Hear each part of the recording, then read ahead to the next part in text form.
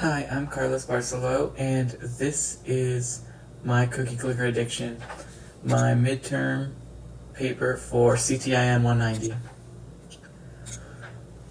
What I'm arguing in this paper is that Cookie Clicker balances seemingly simple yet unnecessarily complex mechanics to bend the definition of game and provide a meta-commentary on the juxtaposition between agency and addiction. So before we get into that, I first want to admit and realize that I have a problem. Ever since we played Cookie Clicker 2 weeks ago for this class, I've played the game for dozens, possibly hundreds of hours. I'm not really sure how you check. But it's completely taken over much of my free time. And for the last 2 weeks, I've almost constantly had a tab on my computer playing Cookie Clicker and idly generating cookies for me. I chose to write an argument about this game specifically because of the much larger time commitment this game has turned out to be in my life compared to other games we played in this class. I'm very interested in breaking down why I am addicted to this game and what my addiction means for the way that this game was constructed and experienced by other players. Cookie Clicker was made in 2013 by French game developer Ortel. He has a small blurb on his website that says that he's some European dude who likes to make toys and games out of JavaScript. He also claims that he made Cookie Clicker in only one evening. The simplicity of this game was meant to be a parody of other games around the same time that had overly complicated mechanics and progression. On the first day of release, Cookie Clicker reportedly had 50,000 users and reached a peak user count of about 5 million players in August of 2013. Cookie Clicker is a very blatant parody of capitalism, but that's not what I'm writing about in this paper, and I just wanted to acknowledge that in this section. I don't find it a particularly realistic simulation of capitalism, and that's why I decided against making that my argument for this paper. Cookie Clicker is a game that has many mechanics. At the beginning, it seems very simple. You're only introduced to clicking, obviously, and this clicking allows you to buy buildings, which you can buy upgrades for. There's also a little bit of randomness with the golden cookies, and you can also earn achievements, which allow you to get further upgrades. After this comes the mechanics that most players will never really achieve. They're so hidden in the game, and I'm going to talk about this later, but they present the illusion of so many different choices and systems to follow, all to do the same thing, which is get you more cookies. When I was defining Cookie Clicker, I described it as a game. But let's take a look back to our reading on rules of play to see if the author would agree with us. The author of that paper stitches together many different definitions of games that they find in order to create one cohesive definition. A game is a system in which players engage in artificial conflict defined by rules that result in a quantifiable outcome. According to this definition, it's obvious that Cookie Clicker is a game. However, when you break apart this definition into the requirements outlined in rules of play, it seems to fulfill all but one. The last requirement is quantifiable outcome, which is defined as games have a quantifiable goal or outcome. As the conclusion of a game, a player has either won or lost or received some kind of numerical score. A quantifiable outcome is what usually distinguishes a game from less formal play activities. Noticeably missing from Cookie Clicker is any ending. The game allows you to get more and more cookies exponentially, but there's no point in which you either win or lose. According to the author's own definition, since Cookie Clicker does not fulfill having a quantifiable outcome, it is categorized in what they refer to as less formal play activities. Obviously, in a casual conversation, you could refer to Cookie Clicker as a game, and I still believe personally that Cookie Clicker is a game.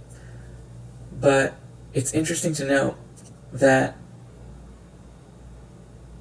it really isn't one. This could give us our first clue as to how the game is so addicting. It presents as something that we're familiar with, a game, but it stretches the definition to have the players have this feeling that all of this is building towards something, and the plethora of mechanics that keep accelerating and making the game seem more complex only serve to distract the player from the harsh reality that the game is meaningless and contains no ending. As I already discussed, there are so many different mechanics in the game that it's so hard to keep track of. As the game starts, you only have one option, which is to click the cookie.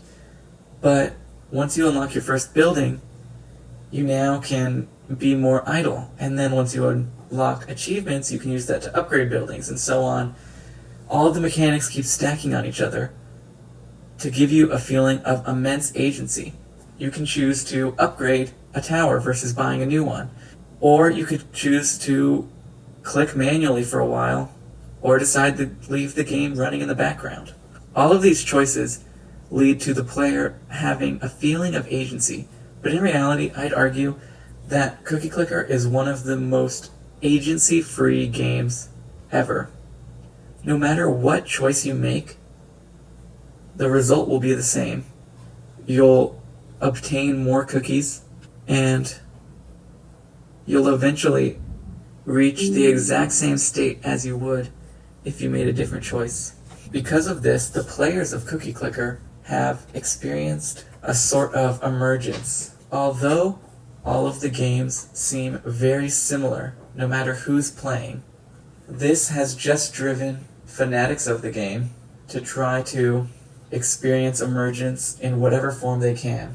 Players go way too crazy with worrying about optimal strategy and how to best play the game. I even found a paper by graduate math students about the optimal way to play Cookie Clicker, as well as entire YouTube accounts simply devoted to optimal Cookie Clicker strategies. This gives us a little bit more insight into why this game is so addicting. The lack of a traditional ending and rules allows for the players to create their own goals and experience emergence through the fandom. The actual imagery and form elements of Cookie Clicker consist mainly of cute pixel art and fun, upbeat artwork.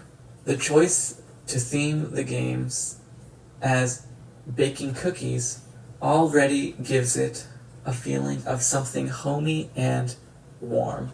However, cookies also are a great example of addiction, as they give the consumer a great feeling, but are ultimately unhealthy for them. Although the game is cozy, what was interesting to me is that after a few dozen hours into the game, you trigger an event known as the Grandma Apocalypse. The game warns you multiple times that this event is going to occur, and once it does, you see your wholesome grandmas become corrupted and turned into horrifying creatures. When this event was occurring, I was probably the most engaged with the game because I was also stressed about what this could mean for my progress. It was the first time in the entire game where I felt that there was a possibility of my progress being reversed. What was especially interesting to me was that there was a way to end this and reverse all of the negative effects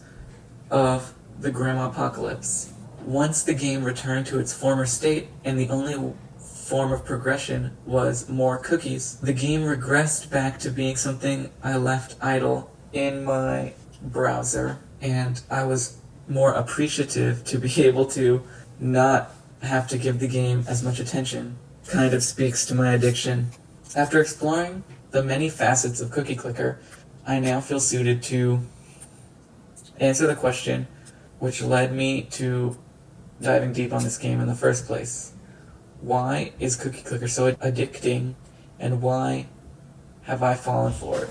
With the defeat of the Grandma Apocalypse, Cookie Clicker returned to a cozy game that I could mindlessly leave unattended and check back in on. Since there was no real danger and the only progression was forwards, Cookie Clicker never truly challenged me, and thus only gave me dopamine.